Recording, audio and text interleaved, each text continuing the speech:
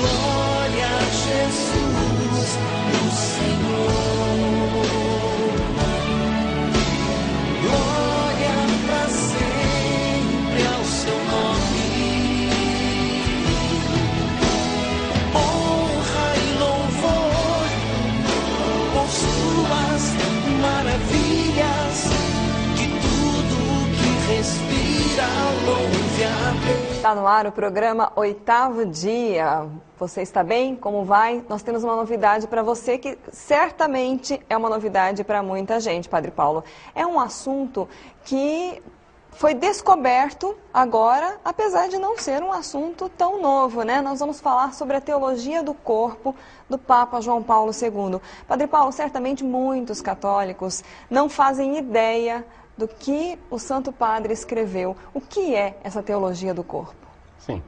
A teologia do corpo do Papa João Paulo II foi o primeiro esforço, digamos assim, catequético do Papa João Paulo II no seu pontificado. Então nós estamos falando de uma coisa que aconteceu há 30 anos atrás. Não é? Ele, em 1979, começou uma série de catequeses em que ele foi explicando o amor humano e o corpo, né, enquanto sexualidade, relacionamento homem e mulher, como sendo um lugar onde nós encontramos, de alguma forma, uma teologia, ou seja, um conhecimento de Deus. Teologia é isso, né? Nós temos essa tendência de separar Deus de um lado, a vida espiritual, aquilo que é sublime, que é santo, e o corpo, o sexo, do outro lado, como se fosse uma coisa ruim, uma coisa má, uma coisa que não tem nada a ver com Deus. O Papa João Paulo II, nessa série de 129 catequeses, ele mostrou que não somente as duas coisas não estão separadas, mas como uma ilumina a outra, né? Então, é algo que ele fez de 79 até 1984. Lembrando que nesse intervalo, nós tivemos o quê? A grande viagem do Papa João Paulo II ao Brasil, em 1980, que foi extraordinária. Depois, em 81, o atentado da Praça de São Pedro, né, em que o Papa foi baleado. E, é claro, então, se ficou um tempo, né, durante as viagens, durante a recuperação do Papa no hospital, se ficou um tempo sem essa possibilidade de dar continuidade às catequeses. Mas então, logo que o Papa pôde, ele retomou e concluiu em 1984 a sua teologia do corpo. 129 catequeses, que são um dom extraordinário para a Igreja. Como essas catequeses, elas são feitas numa linguagem um pouco teológica, não é dificílima, mas também não é fácil. Elas levaram um tempo para as pessoas descobrirem a sua riqueza, não é? Então, o Papa pronunciou essa catequese em 84, mas foi somente a partir do ano 2000, não é, que a coisa começou a se tornar popular. Ou seja, vamos usar a linguagem jovem hoje em dia, né, que o negócio começou a bombar. Né? Começou a bombar no ano 2000.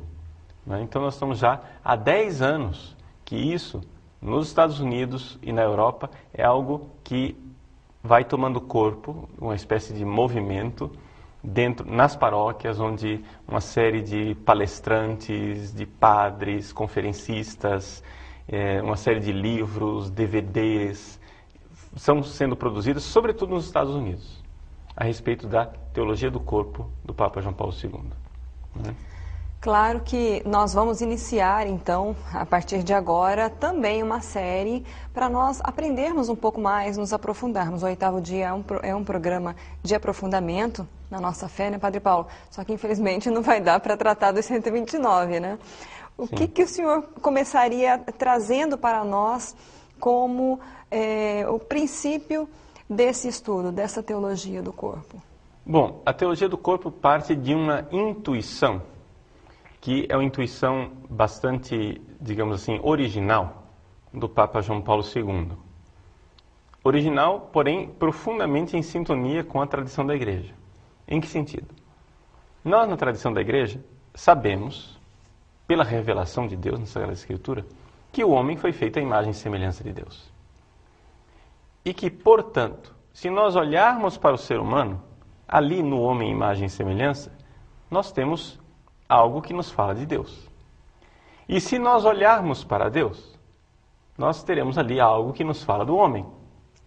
Ou seja, são duas realidades que se iluminam. Até aí, nada de novidade. Não é?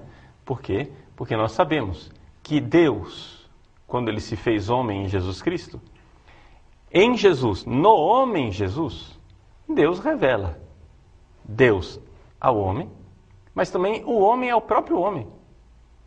Por quê? Porque no fundo, nós não sabíamos direito o que era um ser humano. Não é? Nós só conhecemos o ser humano a partir da realidade do pecado original, o ser humano quebrado pelo pecado.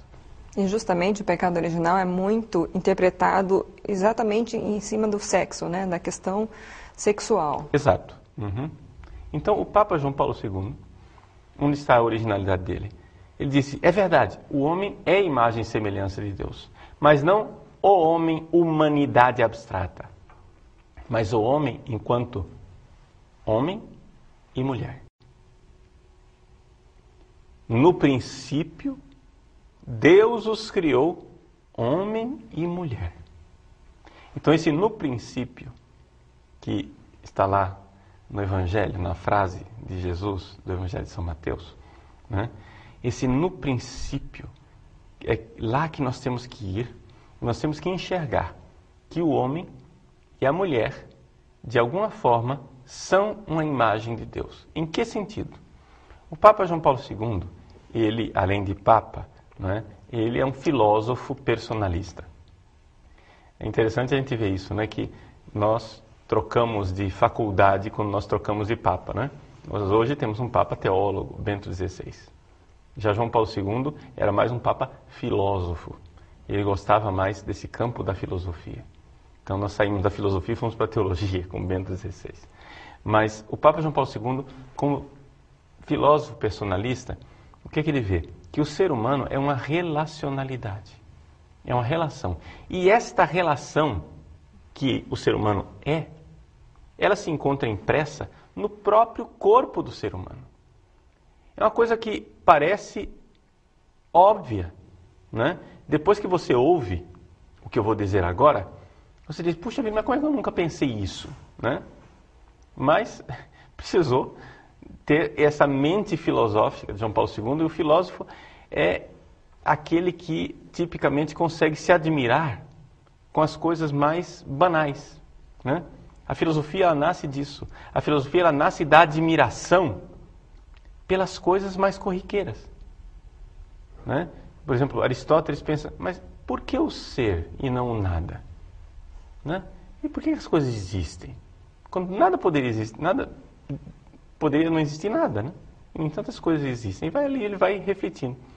Então, João Paulo II se viu diante do corpo humano. E ele notou o óbvio, mas que a gente não nota. Que o corpo de um homem não faz sentido sozinho. E que o corpo de uma mulher também não faz sentido sozinho. Ou seja, não tem sentido. Pegue o corpo de um homem do sexo masculino, aqui, né? E você vê claramente que o corpo dele, mais especificamente, né? Desculpem eu falar assim com toda a clareza, porque é que nós fomos tão perturbados por uma cultura que nos bombardeia de forma contra a natureza, que a gente precisa dizer o óbvio. Né? Então, desculpem o despudor de falar assim com tanta clareza, mas se a gente olha para o órgão genital masculino, se a gente olha para todo o aparelho reprodutor masculino, aquilo não tem sentido em si mesmo. Só tem sentido enquanto é visto como algo que está em relação com o aparelho reprodutor feminino. Então, se você pensa, né, aquilo que é o pênis, órgão genital masculino, a vagina, órgão genital feminino, um só faz sentido para o outro. É que nós estamos numa cultura em que as pessoas acham que podem ter relações sexuais do jeito que quiser. Então nós perdemos a noção desse dessa obviedade. Eu vou dizer a obviedade. A noção é a seguinte: só existe encontro genital entre um homem e uma mulher. Quando um homem tem relações sexuais com outro homem, ele pode fazer o que quiser, não haverá encontro genital. Entende? Por quê? Porque mão, boca, ânus, nada disso é órgão genital. Né? A boca e o ânus fazem parte do aparelho digestivo. A mão é um membro que eu uso, né, para ter relacionamento com o mundo, mas não é reprodutora. O aparelho reprodutor do homem unicamente consegue ter um relacionamento com o aparelho reprodutor da mulher. Isso parece óbvio, mas nós estamos na sociedade tão louca que incutiu na nossa cabeça que o sexo pode ser feito de qualquer jeito. E ele não pode ser feito de qualquer jeito. Veja, eu não sei se você está entendendo o que eu estou dizendo. Eu não estou dizendo que não pode um homem ter relacionamento genital com outro homem. Eu estou dizendo que é impossível. Nem que eles queiram. Não é? É impossível. Não funciona. Um não foi feito para o outro. O relacionamento genital, não é? Um pênis com outro pênis não se relacionam. Não é? Assim como uma vagina com outra vagina não se relacionam. Não funciona. Para você ter uma relação sexual, você vai ter que inventar uma perversão de colocar outros órgãos que não tem nada a ver com a sexualidade no meio do relacionamento. Não é? Então, aqui que está essa obviedade. O homem não tem sentido sozinho. Ele é relação. E quais são as consequências que o Papa vai tirar disso? É isso que nós vamos ver. Então, nós vamos fazer o nosso intervalo e nós lembramos a você, estamos tratando hoje da teologia do corpo do Papa João Paulo II, algo muito profundo que é muito importante que você acompanhe conosco. Então não saia daí que o programa Oitavo Dia volta já. Glória a Jesus.